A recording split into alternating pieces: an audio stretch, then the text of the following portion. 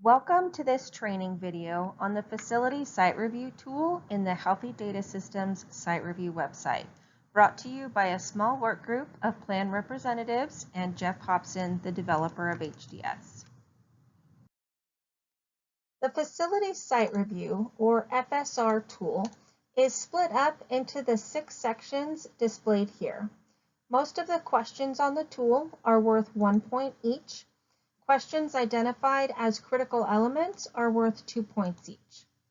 Also listed here are the total number of questions in each section, the total number of points possible in each section, and the number of critical element questions in each section. To conduct a facility site review in HDS, the user must first have an audit to work with. This example shows the creation of an audit from the site data page, to finding the blank audit on the view data page and then adding the FSR tool to the audit. This slide shows what the audit scoring page looks like on a newly created FSR audit. There are some bright red banners that provide instructions on necessary steps to fill out the audit scoring page.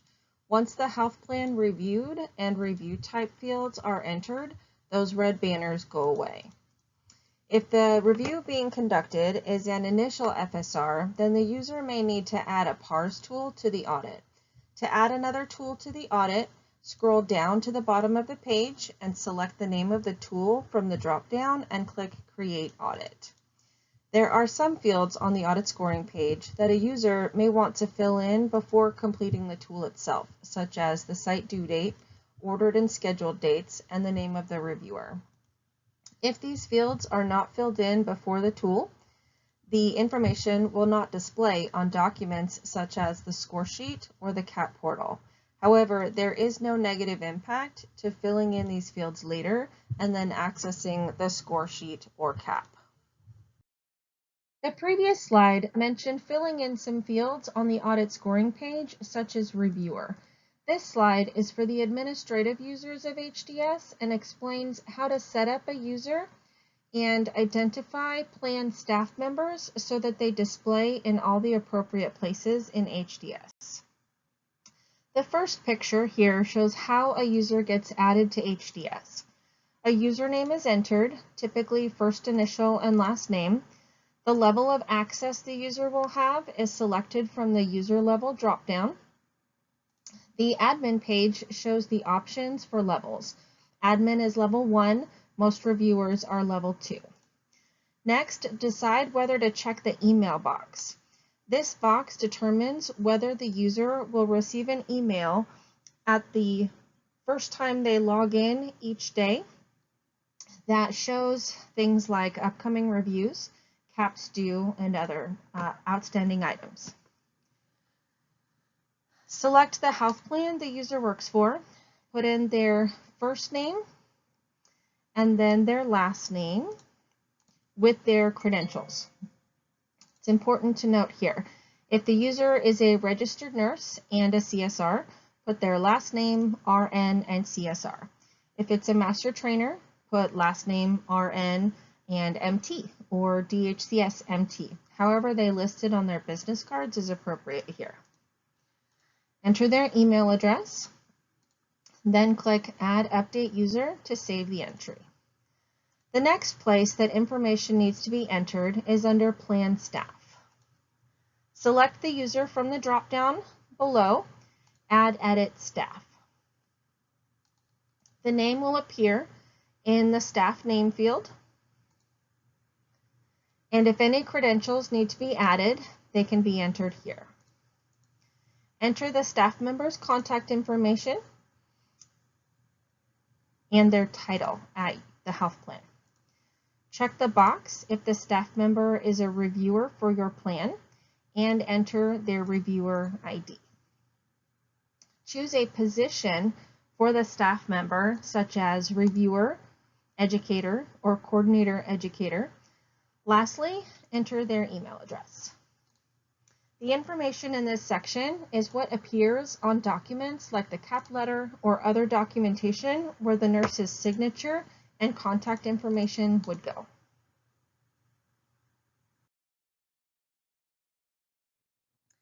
To access the FSR tool in HDS, click on FSR in the gray bar across the top of the audit scoring page where it says Select Tool. After clicking on FSR, the tool opens on the first section, Access and Safety. Each question must be answered yes, no, or NA for not applicable. There is a drop-down at the top of each section to default all answers to yes, no, or NA should the reviewer decide to use it. Next to the NA answer is a gray dot. The purpose of the gray dot is to unanswer a question. The gray dot doesn't appear until the question has been answered. The purpose of having the ability to unanswer a question is that sometimes a reviewer may accidentally answer the wrong question. Prior to adding this gray dot, the user was unable to remove their answer. They could only change it to something else. The red dot next to the gray dot lets the user put the criteria on the interim review even if the criteria was not answered no. The weight of the question is listed next, and then the score given for that question. To move from one section of the tool to another, use the drop-down with the name of the current section. Users can navigate to any section within the tool at any time. There is nothing that keeps a user from skipping around within the tool if needed. All questions in each section of the tool must be answered. If a reviewer fails to answer a question, the system will display a yellow background behind the question. This provides a nice visual reminder that there is something that must be addressed before the review is complete. Reviewers should search for yellow bars like the one here before moving on to the next section of the tool. This yellow bar does not replace the little yellow symbol that appears on the audit scoring page to indicate there are unanswered questions. If a user completes the tool and sees the yellow diamond symbol on the audit scoring page, they can quickly search for these yellow bars to find which question was missed. The Tool Setup section is a newer feature of HDS that is completely optional. The purpose is to save the reviewer time by pre-answering some questions based on whether the PCP site provides certain services, has certain kinds of staff, or uses certain processes. Each of the checkboxes in the Tool Setup section are directly related to specific questions within the FSR tool. The questions can be automatically answered NA with the appropriate NA comment, simply by checking the box and clicking Submit. Here is an example scenario for using this feature. Many PCP sites do not provide radiological services, and reviewers can avoid having to manually answer NA to 9 questions by checking one box. Some sites only have paper gowns or other disposable items, so there is no laundry to deal with. Most PCP sites do not have a pharmacy on site. There are up to 24 questions that can be pre-answered by using the Tool Setup section. The boxes can be checked before the audit or during the audit to save the reviewer time. The Tool Setup section appears at the top of each section of the tool and maintains the information on which boxes are checked. It doesn't matter what section the user is on when they check the boxes either. You could check all the boxes that apply at the beginning of the audit or as each section is completed, as long as the Submit button is clicked. The Department of Healthcare Services requires that all questions answered no or not applicable be explained with a comment. The tools in HDS have preloaded comments for most questions. To select a preloaded comment, click on the gray comment box below each question. Either select the comment that best describes the reason for the answer given, or in the white box above the comment dropdown, the reviewer can type their own comment. Always click Update to save any selections or text added. If a question is answered no or NA, and the user does not select or enter a comment, a red background will appear behind the comment box.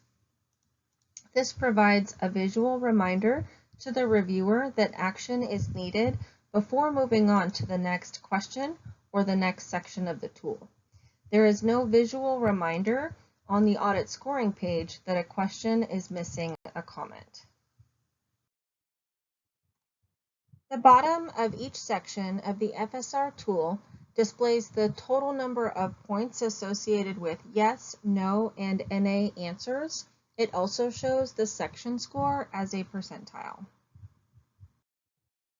While still inside the FSR tool, the user can click on Print View to open a new window that displays a printable version of the completed tool. The view of the completed tool can be printed by using the Print button on your web browser. After the reviewer completes the FSR tool, they may need to issue a corrective action plan or CAP. If any of the questions answered no on the tool were critical elements, the reviewer will need to issue a critical element or CE CAP.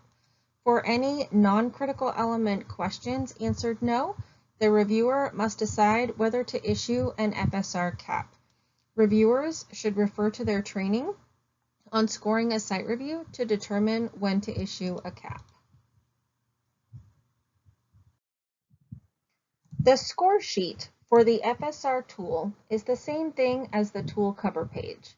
It has many fields of site demographic information and provides the result of the audit. Some of the fields are editable and others are populated from existing fields in the system. To view the editable fields, click on the Edit button in the top right corner. Fields that can be edited on the score sheet appear with a box or border around where the information is entered. Thanks for taking the time to watch this video on the FSR tool in HDS. We hope it helps both new and seasoned users of HDS to navigate the system.